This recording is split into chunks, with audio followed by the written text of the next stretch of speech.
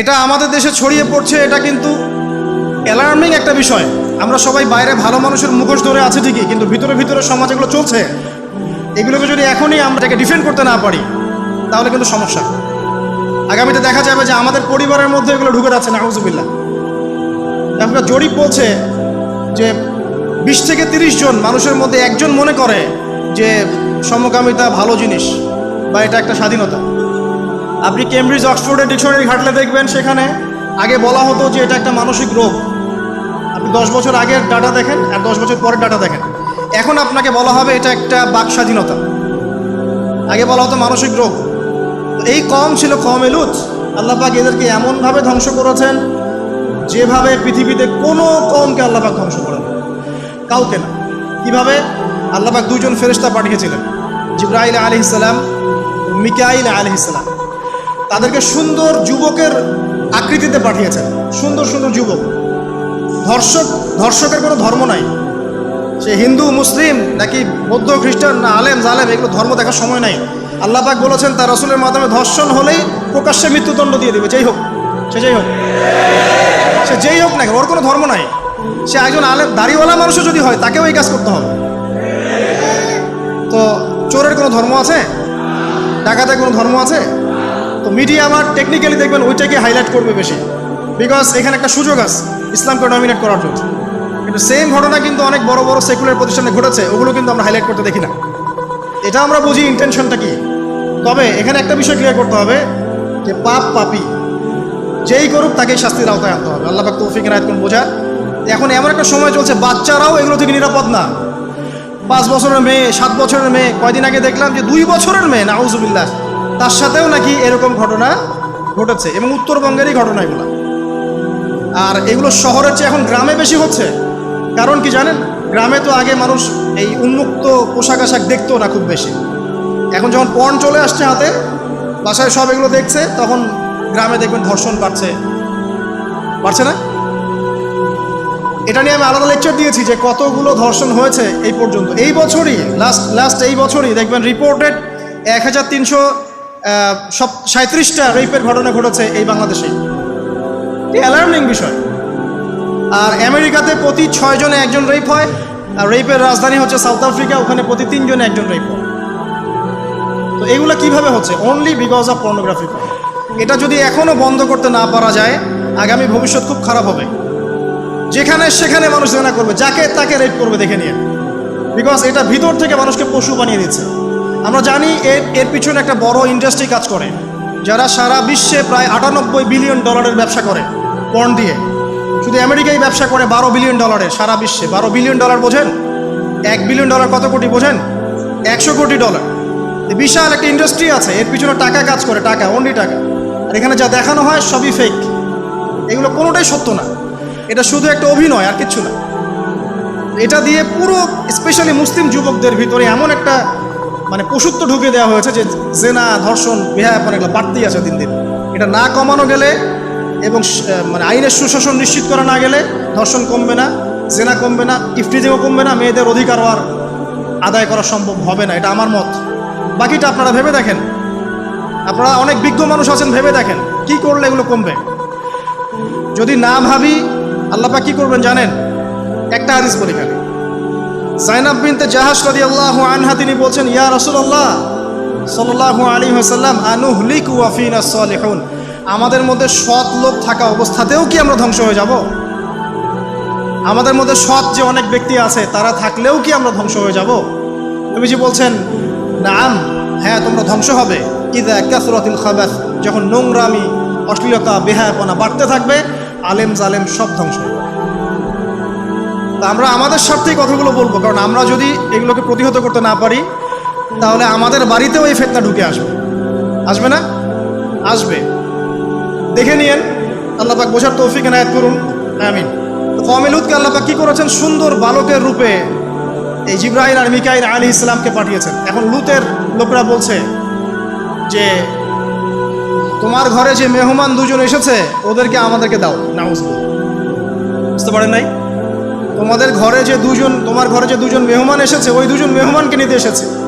লূত আলাইহিস সালাম বলছেন যে আমার হাউলাই বানাতিন কুনতুম ফাইলিন, তোমার যদি বিয়ে করার ইচ্ছা থাকে, আমার মেয়েরা আছে, তাদেরকে বিয়ে করা প্রয়োজনে। একজন নবী তার মেয়েকে বিয়ে দিতে যাচ্ছেন, একজন নবী তার মেয়েকে বিয়ে দিতে যাচ্ছেন, তাও তোমরা এই পথে যেও না। তখন এই কওমে লূতের লোকরা বলছে, তুমি খুব ভালো করে জানো হে লূত আমরা কি জন্য এসেছি।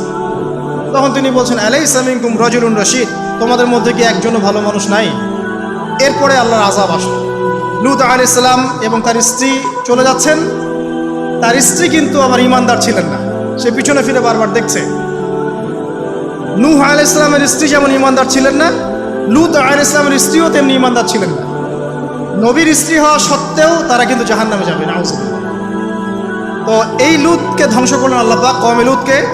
এভাবে ফেরেশতার পাখা দিয়ে ওই পুরো জায়গাটাকে উঠিয়ে নিয়ে মাটিতে আবার ধসিয়ে দেওয়া হচ্ছে। এই জায়গাটা এখন নিদর্শন হয়ে আছে। জর্ডানের পাশে দেখবেন যে ডেড সি, একটা মৃত সাগর আছে না, ওইটা ছিল সেই জায়গা। এখানে সাদুম গোত্র থাকতো, সাদুম, এই কওমের নাম ছিল সাদুম। এরা সমকামী ছিল। এখন আপনার জন্য আমার নসিহত হচ্ছে, নবী সাল্লাল্লাহু আলাইহি ওয়াসাল্লাম বলেছেন, আমি শেষ জামানায় আমার উম্মতের উপর কিছু বিষয় ভয় করি, যে এগুলো আমার উম্মতের মধ্যে ঢুকে যাবে, আমি আশঙ্কা করি ঢুকে যাবে। কী কী বিষয়? এক নাম্বার, যে আমি আশঙ্কা করি যে আমার উম্মতের মধ্যে মূর্তি পূজা ঢুকে যাবে, মুসলিম কিন্তু স্ট্যাচু ওয়ার্শিপ করবে। দুই, আমি আশঙ্কা করি আমার উম্মতের মধ্যে রিয়া ঢুকে যাবে। রিয়াটা কি? লোক দেখানো আমল। রিয়া কি? লোক দেখানো আমল। আমি আশঙ্কা করি যে আমার উম্মতের মধ্যে সমকামিতা ছড়িয়ে পড়ে নাই? এগুলো নবী সাল্লাল্লাহু আলাইহি ওয়াসাল্লামের আশঙ্কা ছিল। দেখেন সবগুলো এখন বাস্তব হয়ে গেছে। আল্লাহ রাব্বুল আলামিন এই সমকামিতার পাপ থেকে আমাদেরকে হেফাজত করুন, আমিন। এভাবেই ইতিহাস রিপিট হয়েছে। আল্লাহ পাক এদেরকেও ধ্বংস করেছেন। এর আগে আল্লাহ পাক নূহ আলাইহিস সালামের কওমকেও ধ্বংস করেছেন। কি কারণে? তারা এই যে ইয়াগুস, ইয়াউক, নাসর এরকম কিছু স্ট্যাচু ওয়ার্শিপ করত। এক পর্যায়ে আল্লাহ রাব্বুল আলামিন 950 বছর দাওয়াত দিয়েছেন নূহ আলাইহিস সালাম তার কওমকে। 950 বছর দাওয়াত দেওয়ার পরেও তার কওম যখন আল্লাহর আনুগত্য করলো না, আল্লাহ রাব্বুল আলামিন মহাপ্লাবন দিয়ে তাদেরকে ধ্বংস করে দিয়েছে। এভাবেই যুগে যুগে ইতিহাস রিপিট করেছে। আমাদের নবী মুহাম্মদ সাল্লাল্লাহু আলাইহি ওয়াসাল্লামের সময়ও এই হিস্ট্রিটাই ছিল। আবু জাহেল, আবু লাহাব, উতবা, শাইবা যারা ছিল, তারা মূলত সমাজটাকে দ্বিখণ্ডিত করে ফেলেছিল, খণ্ডে খণ্ডে ভাগ করে ফেলেছে। ডিভাইড অ্যান্ড রুলের মতো সমাজে সুদ ছড়িয়ে দিয়েছিল, জেনা ছড়িয়ে দিয়েছিল, পরকীয়া ছড়িয়ে দিয়েছে এবং শিরক ছড়িয়ে দিয়েছে এবং গোত্রীয় হানাহানি চলছিল। এরকম একটা অবস্থায় নবী সাল্লাল্লাহু আলাইহি ওয়াসাল্লাম ওই সমাজের মধ্যে আসেন নবী হিসেবে। এসে মাত্র 23 বছর সময় নিয়েছেন। কত বছর? মাত্র 23 বছর। আমাদের তো সমাজ সংস্কারের শতাব্দী পার হয়ে যাচ্ছে। এক একটা রেভলিউশন দেখবেন শতাব্দী পার হয়ে যাচ্ছে, কিন্তু কোনো আলটিমেট রেজাল্ট নাই। নবী সাল্লাল্লাহু আলাইহি ওয়াসাল্লাম 23 বছর সময় নিয়েছেন, মাত্র 23 বছর। এই 23 বছরে কোরআন এবং হাদিস এই দুটোকে হাতে নিয়ে নবী সাল্লাল্লাহু আলাইহি ওয়াসাল্লাম সমাজের প্রত্যেকটা জাহিলিয়াত উপর থেকে সরিয়ে দেন নাই, শেকড় থেকে উপরে ফেলেছেন। তবে তিনি যখন ইসলাম প্রতিষ্ঠা করে দিয়ে চলে গেছেন, খোলাফায়ে রাশেদার যুগ চলে গেছে, তারপর উমাইয়া খেলাফত এসেছে প্রায় 100 বছরের মতো, পরে আব্বাসীয়র এসেছে প্রায় 550 বছরের মতো, আস্তে আস্তে ফাতেমিরা এসেছে, এদিকে কর্ডোবার, স্পেনে আন্দালুসিয়া উমাইয়া শাসন ছিল, ওসমানীয়রা এসেছে। এভাবে ইতিহাস চলেছে দীর্ঘদিন, প্রায় 1400 বছর। শেষ পর্যায়ে গিয়ে নবী সাল্লাল্লাহু আলাইহি ওয়াসাল্লাম কিছু ভবিষ্যৎবাণী করে গেছে। যখন শেষ জামানাগুলো আসবে তখন দেখবে তোমরা সমাজে সুদটা ছড়িয়ে পড়বে বেশি, জেনা ছড়িয়ে পড়বে, পর্ন ছড়িয়ে পড়বে। পর্ন কথা তো তিনি বলেন নাই, বলেছেন অশ্লীলতা ছড়িয়ে পড়বে। এখন আমরা বলছি এটা পর্নোগ্রাফি। তিনি আরও বলেছেন সময়গুলো সংক্ষিপ্ত হয়ে আসবে, মানুষের হঠাৎ মৃত্যুর পরিমাণ বেড়ে যাবে। অনেক কিছু বলে গেছে। দিন চলে যাবে মনে হবে একটা ঘন্টার মতো চলে গেল, বছর চলে যাবে একটা মাসের মতো, মাস যাবে একটা সপ্তাহের মতো। অনেকগুলো সাইন তিনি বলে গেছেন। মুসলিমদের মধ্যে বিভক্তি বাড়তে থাকবে, হত্যা, হারাজ বাড়বে। হারাজ, হত্যা মানে হারাজ, মানে একজন ব্যক্তিকে হত্যা করা হবে, সে জানবে না আমাকে কেন হত্যা করা হবে, আর একজন ব্যক্তি হত্যা করবে, সেও বুঝবে না কেন তাকে মারলাম। ফাসাদ বাড়তে থাকবে, উঁচু উঁচু অট্টালিকা নির্মাণের প্রতিযোগিতা বাড়তে থাকবে। হচ্ছে না এগুলো? সমাজে ভালো মন্দের মানদণ্ড উল্টে যাবে। মানুষ সত্যকে মিথ্যা বলবে, মিথ্যাকে সত্য বলবে, মিথ্যাবাদীকে সত্যবাদী বলবে, সত্যবাদীকে মিথ্যাবাদী বলবে, আমানতদারকে খেয়ানতকারী বলবে, খেয়ানতকারীকে আমানতদার বলবে। টোটালি মানদণ্ড উল্টে যাবে। আস্তে আস্তে সিচুয়েশন এমন হতে থাকবে, খারাপ থেকে খারাপ। তবে সোনালি সময় কি আর ফিরবে না? তাহলে সময় কি তাহলে আর ফিরবে না? এভাবেই চলবে সব কিছু? না, এভাবে চলবে না ইনশাআল্লাহ। আল্লাহ রাব্বুল আলামিন তার রাসূলের মাধ্যমে জানিয়েছেন এই সব কিছুই সাময়িক, সব কিছু সাময়িক। ইতিহাস আবার পুনরাবৃত্তি ঘটাবে। ইতিহাস সভ্যতা শুরু হয়েছিল একজন নবী দ্বারা, শেষও হবে আরেকজন নবী দ্বারা ইনশাআল্লাহ। সভ্যতা শুরু হয়েছিল আদম আলাইহিস সালামকে দিয়ে, আর শেষ হবে ঈসা ইবনে মারিয়ামের হাতে। শেষ জামানার সবচেয়ে ভাইটাল ক্যারেক্টার হচ্ছেন ঈসা ইবনে মারিয়াম। ইমাম মাহদী নন, ইমাম মাহদী সবচেয়ে ভাইটাল ক্যারেক্টার নন। সবচেয়ে ভাইটাল ক্যারেক্টার হচ্ছে ঈসা ইবনে মারিয়াম। তিনি প্যালেস্টাইন, জেরুজালেম থেকে পুরো ওয়ার্ল্ডে ইসলামিক খেলাফা রিস্টোর করবেন ইনশাআল্লাহ তাআলা। এবং তিনি নতুন কোনো শরীয়ত নিয়ে আসবেন না, নতুন কোনো ধর্ম নিয়ে আসবেন না, বরং তিনি এসে বরং ক্রুশ ভেঙে ফেলবেন। শুয়োরের মাংস যেটা, এটাকে একদম টোটালি হারাম করে ফেলবেন। জিজিয়া যে ট্যাক্সটা আছে এটাকে উঠিয়ে দিবেন। এবং তিনি 40 ইয়ার্স, হাদিসে এসেছে 40 বছর তিনি এই পৃথিবীতে থাকবেন। কত বছর? 40 বছর। ওই সময় সম্পর্কে এমন কথা এসেছে যে যাকাত নেওয়ার জন্য একটা মানুষ খুঁজে পাওয়া যাবে না। আসতে কতদিন এটা আমরা বলতে পারবো না, এটা আল্লাহ পাক জানেন, আল্লাহ জানেন। এটা কতদিন এটা আমরা বলতে পারবো না, এটা বলার অধিকারও আমাদের নাই, বিকজ এটা গায়েবের বিষয়। আলামতগুলো আস্তে আস্তে আস্তে আস্তে ওইদিকে যাচ্ছে। এখন তিনি আজকেই আসুন আর কালকেই আসুন, ইমাম মাহদী আজই আসুক আর কালই আসুক, আপনার আমার দায়িত্ব চেঞ্জ হবে না। দায়িত্ব কি চেঞ্জ হবে? খুব সংক্ষেপে 2 মিনিট সময় নিচ্ছি যে আমরা যে কোনো সিচুয়েশনেই আমাদের দায়িত্বটা কি আসবে। 1 নাম্বার কথা হচ্ছে ভাই যে বড় পরিসরে চিন্তা বাদ দিয়ে আগে ছোট পরিসরে আসেন। নিজের ব্যক্তি জীবনে আগে ইসলাম প্রতিষ্ঠা করেন। নিজে আগে পড়াশোনা করি, দিনের জ্ঞান অর্জন করেন, পড়াশোনা করেন, যে লাইনেই পড়াশোনা করছেন করেন, কিন্তু ইসলামটাকে, ইসলামের ফরজ, ওয়াজিব, সুন্নত, মুস্তাহাবগুলো শেখেন। ডাক্তার, ইঞ্জিনিয়ার হওয়ার কোনো আপত্তি নাই, বড় পলিটিশিয়ান হন, ইকোনমিস্ট হন, কোনো আপত্তি নাই, বাট ইসলামের বেসিক নলেজটা অর্জন না করে মৃত্যুবরণ করেন না আল্লাহর রাস্তায়। 2 নাম্বার, কোরআনকে সময় দেন, কোরআনটাকে স্টাডি করেন, হাদিসটা স্টাডি করেন। আল্লাহ পাক তৌফিক দান করুন, আমিন। এরপরে আমল বাড়িয়ে দেন, আমলটা বাড়ায় দেন। এখন সময় থাক 100 বছর আর 500 বছর বা 2 বছর, আমল বাড়ায় দেন। আপনার আমল আপনার সাথেই, কেউ কারো কবরে যাবে যাবে না। অতএব আমল বাড়িয়ে দেওয়ার চেষ্টা করি, আল্লাহ পাক তৌফিক দান করুন। আমল বাড়ানোর সবচেয়ে সেরা পদ্ধতি হচ্ছে রাসূল সাল্লাল্লাহু আলাইহি ওয়াসাল্লামের সুন্নাহ মতো জীবন গড়া, নবীর সুন্নাহ মতো জীবন গড়া। প্রত্যেকটা কাজ রাসূল সাল্লাল্লাহু আলাইহি ওয়াসাল্লামের সুন্নাহ মতো করেন, ইনশাআল্লাহ প্রতিটা কাজই নেকি হবে ইনশাআল্লাহ। আর কি বাড়াবো? আদর্শ পরিবার। এটা বারবার আমি একটা কথা বলি যে আদর্শ পরিবারের কোনো বিকল্প নাই। পারিবারিক আদর্শ, পারিবারিক মূল্যবোধ সবচেয়ে বড় শিক্ষা। এই শিক্ষাটা অন্য জায়গায় আপনি পাবেন না। সো পারিবারিক আদর্শটা ঠিক করার চেষ্টা করি আমরা। আমাদের বাচ্চাদের প্রতি সচেতন হই, কার সাথে মিশছে, কি করছে, ওদেরকে ডিভাইস এডিক্টেড হতে দিয়েন না।